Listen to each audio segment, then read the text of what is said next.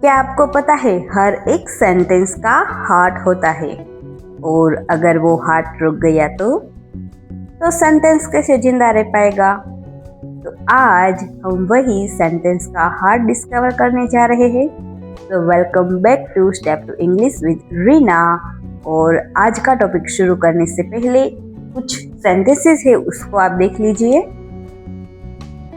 I play, she sings, they run, we study. ये सभी sentences है, इसमें एक बात कॉमन है। आपने नोटिस किया ये जो प्ले, सिंग्स, रन, स्टडी वो सभी है, वो सभी कोई एक्शन दर्शा रहा है, यानी कि कोई क्रिया दर्शा रहा है। तो हाँ, आपने सही समझा। आज का हमारा टॉपिक है क्रिया, यानी कि वर्ब, जिसे ही हम सेंटेंस का हार्ट कहते हैं। तो अगर वर्ब सेंटेंस में नहीं होगा तो सेंटेंस कभी बन ही नहीं पाएगा। तो पहले तो वर्ब की डेफिनेशन को समझते हैं। Verb is a word that show action and state. Simple भाषा में कहूँ तो वर्ब वो शब्द है जो कोई एक्शन को यानी कि क्रिया को दर्शाता है या फिर कोई स्थिति को दर्शाता है। अब एक बात मैं यहाँ बताती हूँ आपको। ये सेंटेंस है शी हैप्पी और शी इज हैप्पी।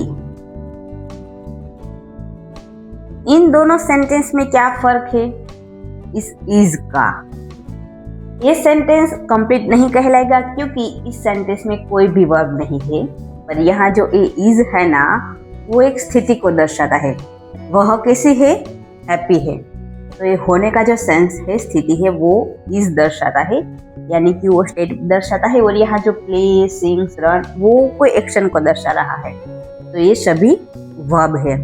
अब हम वर्ब के टाइप को समझते हैं।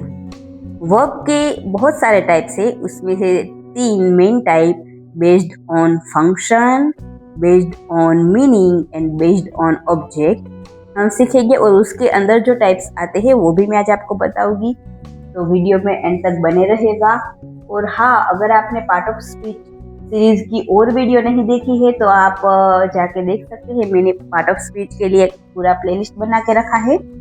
तो अब जानते हैं बेस्ड ऑन फंक्शन वर्ब के टाइप। तो उसमें जो पहला टाइप है वो है मेन वर्ब।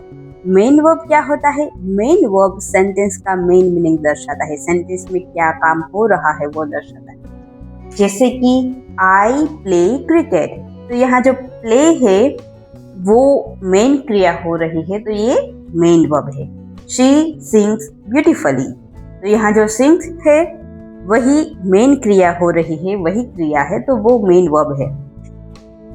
अब एक बात मैं आपको बता दूं कि यहाँ प्ले के साथ एस नहीं लगा है, पर यहाँ सिंग के साथ एस लगा है। क्यों? आप जानना चाहते हो तो मेरा अगला वीडियो सब्जेक्ट वर्ब एग्रीमेंट पे आएगा, जहां मैं ये सब डिटेल में एक्सप्लेन करूंगी। और एक बात कि अगर आपको इंग्लिश सच में सीखनी है तो सिर्फ वीडियो देखिए मत, मेरे साथ सेंटेंस को रिपीट कीजिएगा। मैं बोलती हूँ, आप मेरे पीछे सेंटेंस को रिपीट करिएगा। I play cricket, she sings beautifully.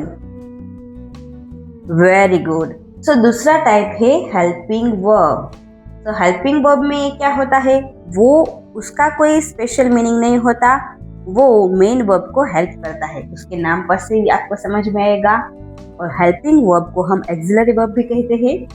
अब सेंटेंस को देखते हैं। शी इज प्लेइंग फुटबॉल, तो इस सेंटेंस में प्लेइंग है वो मेन वर्ब है, क्योंकि क्या क्रिया हो रही है वो दर्शा रहा है। और जो इज है वो प्लेइंग की हेल्प कर रहा है, यहाँ हेल्पिंग वर्ब की तरह काम करता है। दे हैव फिनिश्ड होमवर्क, ये फिनिश्ड है वो मेन वर्ब है, और ए हैव है वो हेल्पिंग वर्ब है, यानी कि वो फिनिश्ड की हेल्प कर रहा है। मेन कौन कौन से हेल्पिंग वर्ब होते हैं वे मैं बता देती हूँ आपको। Is, am, are, do, does, did, was, were, have, has, had, ये सभी हेल्पिंग वर्ब है। और एक बात याद रखिएगा कि आपको मेरे पीछे सेंटेंस को बोलना है, शी इज प्लेइंग फुटबॉल,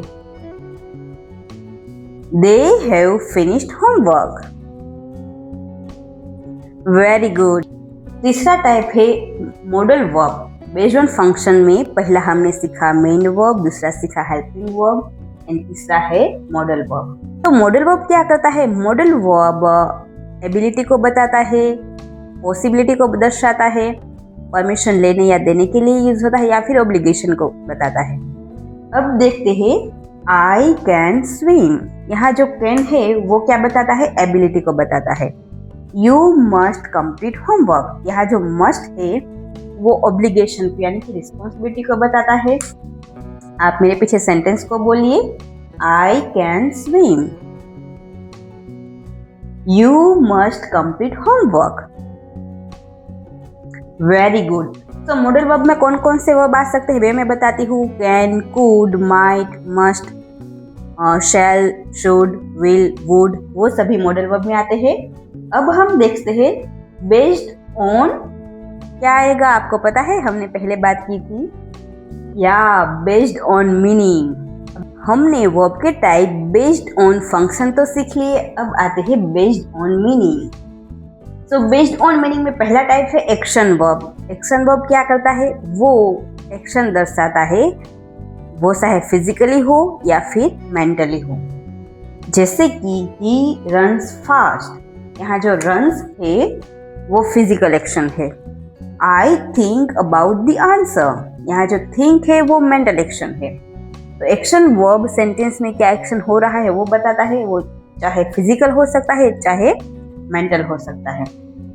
अब आगे देखते हैं बेस्ड ऑन मीनिंग में दूसरा है stative verb. Stative verb condition को दर्शाता है, फीलिंग को दर्शाता है या फिर कोई स्टेट को दर्शाता है। आई एम टायर्ड, तो यह जो टायर्ड है वो एक स्टेट है, तो एम क्या दर्शाता है? स्टेट को।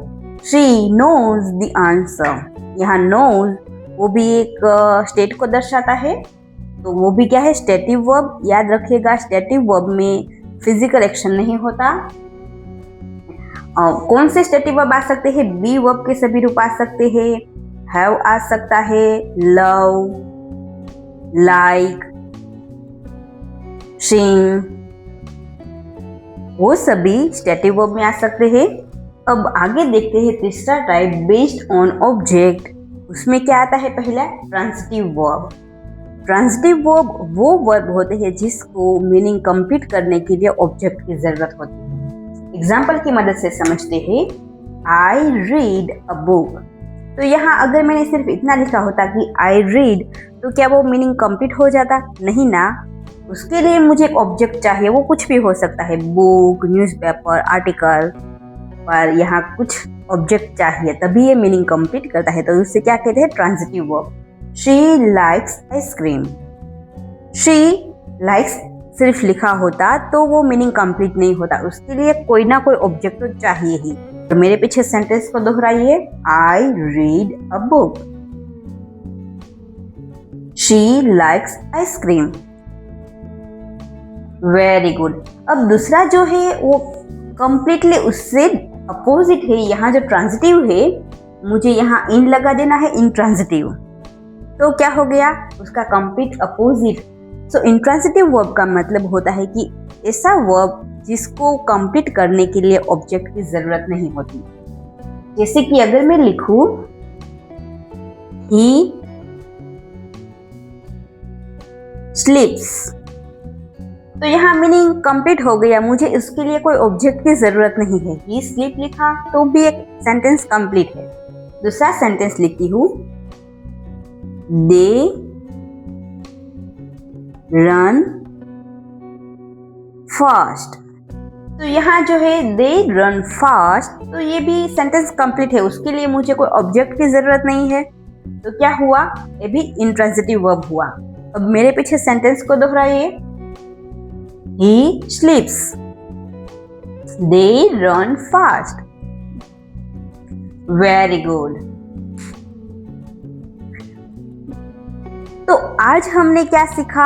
आज हमने वर्ब की डेफिनेशन को सीखा और जाना कि वर्ब के बिना कोई भी सेंटेंस नहीं हो सकता। उसके types based on function, based on meaning and based on object सीखा। अब मैं आपको कुछ सेंटेंसेस देती हूँ। तो यहाँ कुछ सेंटेंसेस है, मैं आपको पढ़ के दिखाती हूँ। शी इज सिंगिंग, मेरे पीछे बोलिए। Very good, I know the answer. Very good, he स्लीप्स early. Very good. तो इन सभी सेंटेंसेस में कौन सा वर्ब है और किस टाइप का है वो मुझे कमेंट करके बताना है। और अगर आप इंग्लिश को इम्प्रूव करना चाहते हो तो एक बात याद रखिएगा कि आप हर रोज कुछ सेंटेंसेस बनाइए और उसे बोलने की भी प्रैक्टिस कीजिए। जब तक आप बोलोगे नहीं तब तक आपकी इंग्लिश में कॉन्फिडेंस बढ़ेगा नहीं। और अब बोलना शुरू करोगे ना तो आप बहुत स्पीड में सीख पाओगे। तो बोलने की प्रैक्टिस कीजिएगा।